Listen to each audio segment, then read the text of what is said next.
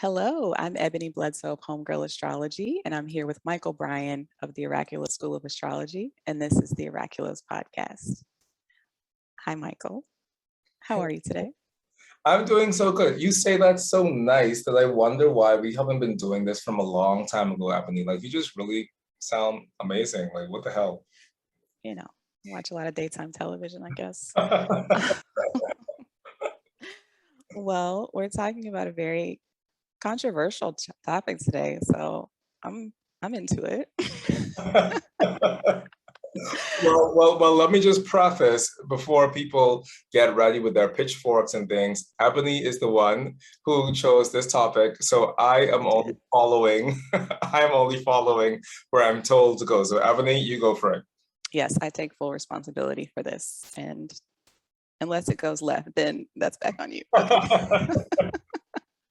All right, but it seems like anytime I'm entering an astrological space on social media, people are sharing their charts. They're sharing celebrities' charts. They're sharing their friends' charts, their dogs' charts. They're sharing synastry charts of them and the person they met in the parking lot earlier that day.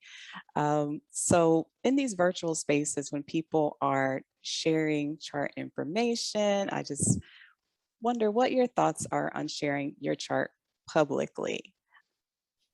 Hmm.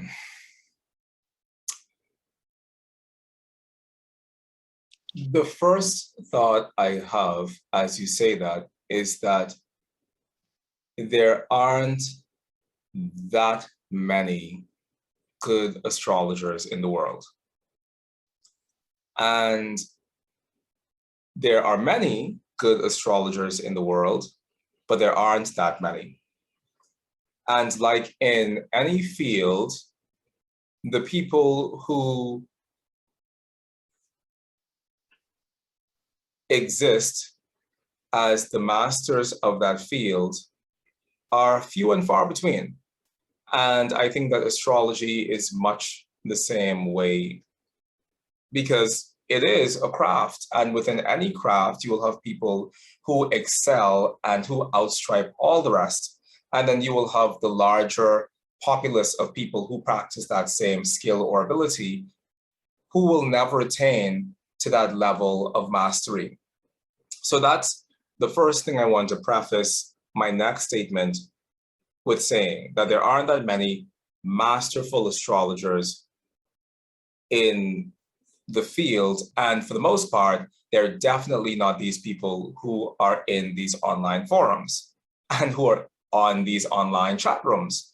So this is a catch-22 for me because on the one hand, I don't think that there's anything to be feared through a baby reading a birth chart. And at the same time, I also don't think that there's anything to be feared by me sharing my birth chart with a baby, because I do not feel as if the vast majority of people in these chat rooms and in these online groups have the range to do with astrology what a masterful astrologer can do with astrology. And when I think about masterful astrologers who are worth their weight in gold, my list really has a hard stop at about 5 people. And I'm not one of them, so it's not like I'm sitting around thinking that I'm on top of this list or whatever. But when I think about astrologers who can wield astrology in an extraordinary way, I think about 5 people whose names I won't mention because at least 3 of them won't even believe that they made it on the list, when in fact they're like really, really, really amazing. People just don't really know about their work in the same way that they know about much more popular astrologers' works. But that's my first thing, Ebony, that I do not fear what the larger population of astrologers can do, because for the most part, the larger population of astrologers aren't practicing astrology at its full potential that can actually be utterly revealing. And by utterly revealing, I don't just mean that you know about my personality, or that you know that I like sweet food, or that you know some psychological part of who I am, or that I get angry sometimes, and when I get angry, I tend to eat. Like, none of these things. I'm talking about people who can look at a chart and use a chart as a template for speaking about all the points of contact that you have between yourself and the world. I'm talking about people who can look at your chart and speak about all the points of physical human relationships that you find yourself interacting with. I'm talking about the people who can look at your chart and talk about your relationship to your brother and your father and your children and your father's siblings and your spouse and your spouse's siblings and your mother and your mother's mother. And those are the people who give me pause when I think about sharing my chart publicly, not the others. That was a very long answer to a very simple question, but I think that that's really the heart of how I feel about it. At the same time, Eboni, I don't think that a chart is something that should be shared publicly, because I think that if a lot of these neophyte astrologers really knew the depth and the range that an astrology chart held within it, they'd be a lot less willing to splatter their chart on Twitter or display their chart on their foreheads when they go to an astrology conference or any of these things. And so I'm really torn about this, because at the one hand, I know that a lot of people cannot operate with astrology in the way that I've seen astrology used and operated within the world. But on the other hand, I think that it's also a matter of, even if you don't know how to use it properly, at least still respect the depth that it does entail. So that's my answer. Mm-hmm. Yeah, I can see where you're coming from. And then it also becomes kind of a consent issue when you think about the idea of family members, partners, et cetera, being present in your chart. You know, if you're putting your chart out there, you're putting their business out in the streets as well. At the end of the day, I was working with a client the other day, and I was able to see that her father had some substance abuse issues. And I don't think I'm one of the 5 astrologers that you were talking about, but I still had the capability to do that. And she confirmed that it was accurate. So, you know, those 5 astrologers, and even though you didn't include yourself on the list, they all have students who are learning and picking up these capabilities. So that is something to consider for sure. Would my mother want this information to be out there? You know, would my father want this out there? And I think that's, a fair consideration. And then on a similar topic, what are your thoughts on discussing celebrity charts? So a lot of times people will use celebrity charts as a point of explaining some type of transit, or even just a natal chart, just as a teaching tool. What are your thoughts on that?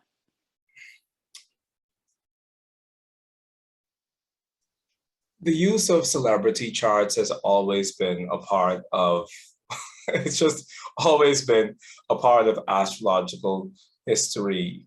As we look back to the Renaissance particularly, there are many astrologers who used quote unquote celebrities of their day to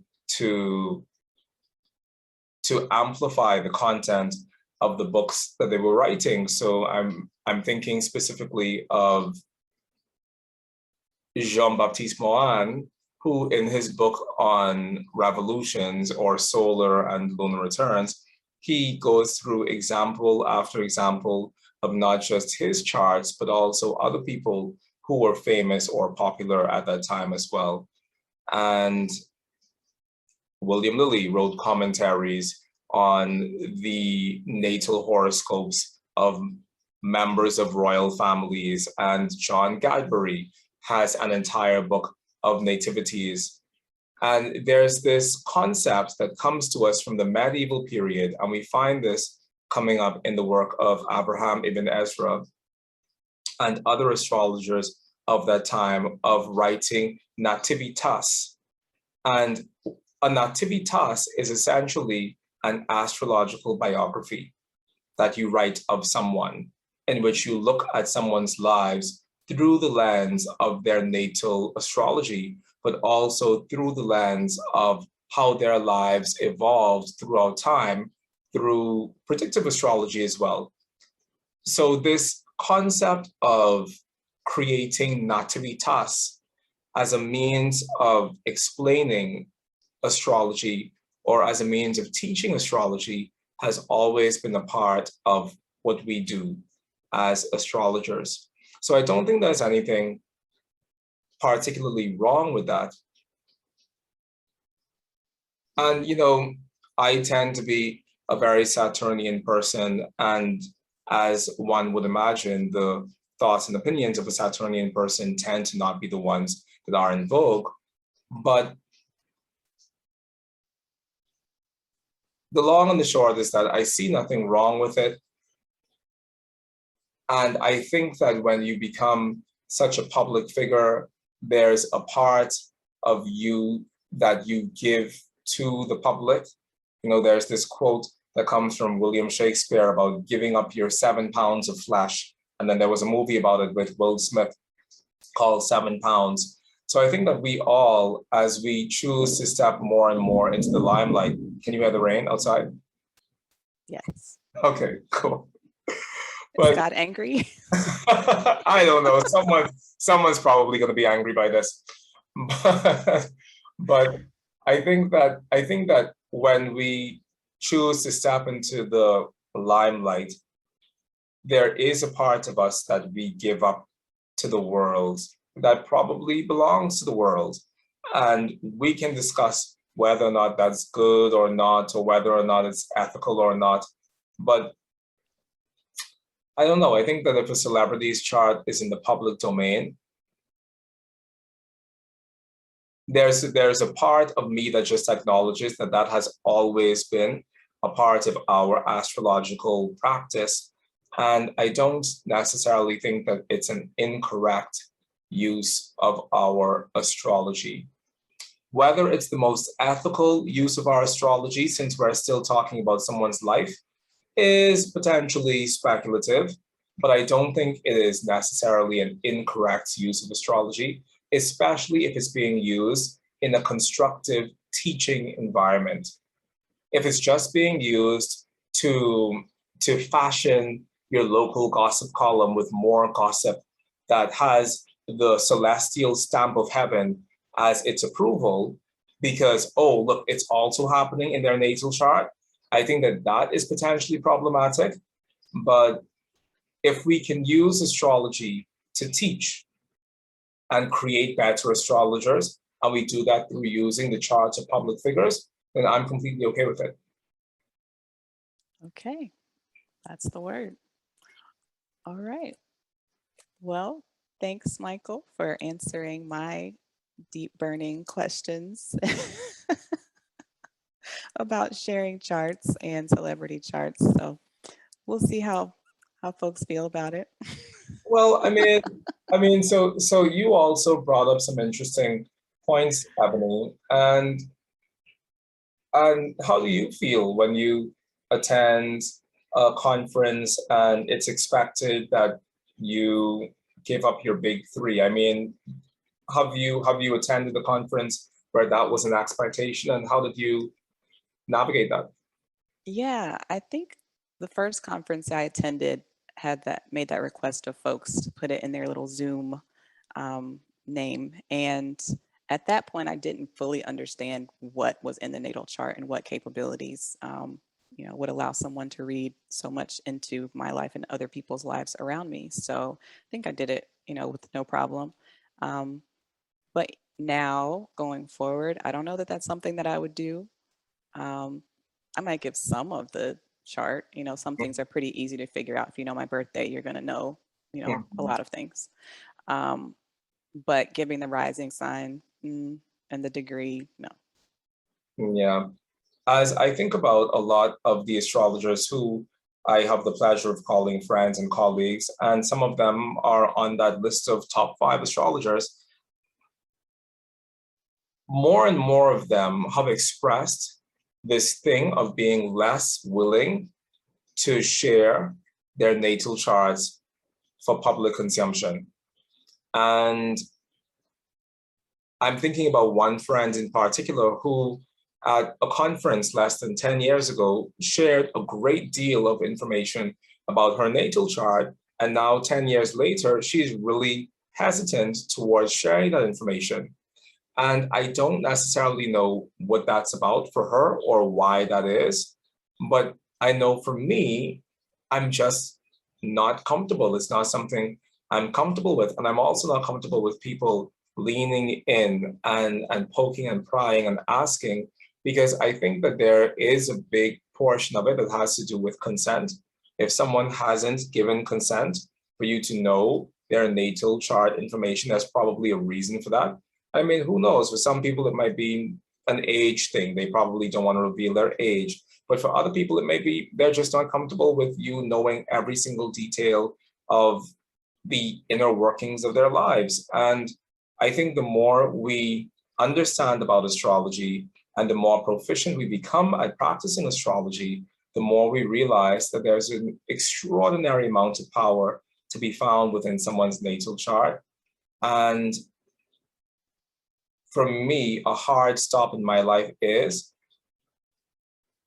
I don't want anybody asking me about my natal information, because it feels too close and it feels too personal, and you're leaning in too fast, too quickly, and maybe take me out for another drink first, or take me out to dinner before asking for my natal chart. And it's something I really hold near and dear. And like I said, a lot of other older astrologers who I know, they feel the same way. But then at the same time, there's a lot of older astrologers whose natal charts are plastered over the internet, and you can find it on Astro Databank, and you can find it in your Solar Fire, and it's everywhere. And so this has always been a thing of different strokes for different folks.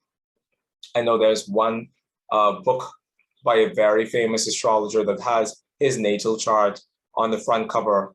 And then there's another book by another famous astrologer who's a very good friend of mine that has his natal chart. As soon as you open the first page, his natal chart is there. So different strokes for different folks. And as for me and my house and me and my body, I want to hold that information sacred. I think one of my biggest regrets is that I have allowed far too many people to know that information far too soon. And I think even amongst my astrological colleagues, there's this expectation between one professional astrologer to another professional astrologer that, hey, we're colleagues within this field, we should trade natal charts with each other. And I don't know, I think when I was trying to make colleagues or make friends or whatever, it was something I did without thinking about it. But if I really stay true to my values, that's not something that I ever do. And I think that we should really proceed with more caution before we ask that of someone upon first meeting them, because it sets up an experience of you thinking that you know that person even before you actually know that person. I remember, I'll tell you a story, Eboni. When I was in university, I was 16 years old. I was already neck deep in astrology and tarot and runes and I Ching and all of these things. And I was particularly neck deep in numerology. And for every person who I met, I always looked at their astrology, but I also looked at their numerology as a means of having a 20/20 vision of who this person was. And I did that for everyone. And in particular, I did that for every guy. And I went through a journal of mine that I kept, because I kept all of my journals through childhood until now. Page after page after page was me asking about some new boy or some new guy I met, and me having their natal information and their name and doing all of my hocus pocus and my witchcraft, because I wanted to know who these people were. And when I went through this and I just turned every single page, it was about a guy. It broke my heart because I was like, how fucking stupid could I be, or how immature could I be? I have been blessed with this amazing ability and this amazing talent to find out and to help people navigate their lives. And here I am squandering it on my hormonal passions as a 16-year-old. And after that, Eboni, I made the decision never to look up the natal chart of someone who I was dating again. And, never say never, because maybe, maybe it's too serious. Yeah, you may want to dig in. Exactly. Maybe if the shit is about to hit the fan, I take a peek and I see, like, why is this so awful? And I have done that before, but for the most part, I've held true to that. And I just don't look at the natal charts of people. I just don't do readings about, is this person my soulmate? Is this person the one? Will I marry this person? I just don't do those things anymore, because it completely limits my experience of just living in the moment with that person and getting to understand who they are in a very normal sort of way. I cherish the parts of my life that are deeply mundane and deeply muggle. Muggle is this word from Harry Potter for non-magical people. I cherish the muggle parts of my life because it says to me that I don't always have to be on. And I find that in astrology, a lot of us are just always on. We just always know what astrological time it is. We always know what the moon is going to do. We always know what someone's T-square is kicking off in our chart. We just always know. And I think that there's a very great issue with always being on. And so I love that I get the chance to move through the world as just both a muggle in one regard, but also as an astrologer in another regard, because I think that both of those things allow me to stay stable and balanced and grounded. And they keep me off the psych ward. So. Yeah, I mean, you can definitely go down the rabbit hole, get caught in it, stay there, starve to death in the rabbit hole. So you have to be careful, for sure. You said something a few moments ago about as for me and my house, as for me and my body, which was interesting to me because I thought about the body and its presence in the birth chart, from a medical standpoint. There's a lot of information there. So would you share your medical chart with a stranger at a conference? Probably not. So I don't think people fully understand all that is held within the chart. So I usually advise my friends to be cautious, not to make everyone paranoid and just think that everyone's out to get them, but just, there's more to it than you realize, especially people who are non-astrologers. Well, within the astrological community too, but especially people who are not astrologers or who are on, CoStar and all these other apps and things, who are just, sharing their charts all willy-nilly because they think it's cute little astrological stuff. Like, with this thing about the medical astrology, Eboni, I've studied one-on-one with Judith Hill for quite a while now, and she's someone who's very near and dear to my heart. And I've studied natal astrology with Judith, but I've also studied medical astrology with Judith. And I've seen Judith sit down with charts of people who I've given to her and talk about those people's medical histories through their charts. And if anybody knows me at all, you know that my test of the validity of an astrologer's practice is a blind chart reading, which is why I, at Oraculos, holds the blind chart reading as being such a powerful tool of training astrologers, because every astrologer who I've ever studied with on a consistent basis, I've put them through the test of, here's a chart, here's no information with that chart, read it. Please, I respect you, but read it. And Judith Hill is someone who, she's on the list of top five astrologers in the world. I assumed it. And Judith is someone who sits down with a chart and leans into that chart in a way that just completely peels that chart apart. And she does that from a natal perspective, but she also does that from a medical astrology perspective. And it is astounding. It is astounding to be in the presence of that. And to the best of my ability, I've sought to replicate that within my students' own Oraculos experience in terms of my students having access to seeing me blind read a chart on the spot with no background information. And it's a powerful thing to be able to do. And based on the things I've seen Judith say about people through reading their natal charts, about their medical histories, things that those people probably wouldn't even be open to just saying if you see them and have a conversation with them. I genuinely know that if those people knew the power within their natal charts, they probably hold it near and dear with much greater reverence as well. And who knows, this doesn't necessarily have to be everybody's experience of astrology, but I think that the more I see that other type of astrology I play with in the world, the more it makes me grateful about the sacredness with which I hold my own astrology, because I don't want to be a part of that. Like, I am really, really, really content with the power of the astrology that I practice, and I really don't need to be a part of that. And different strokes for different folks. If you want to have your chart plastered all over the internet, then by all means do that, because maybe that's your way of building community, and maybe that's your way of sharing and creating space within your following, and within the people who know you, and within the people who have come to respect your work. And for me, that isn't necessarily my first go-to in terms of how I show up within the world. And I hope that something about how I show up within the world with astrology allows people to have a deepened experience of how they do the same.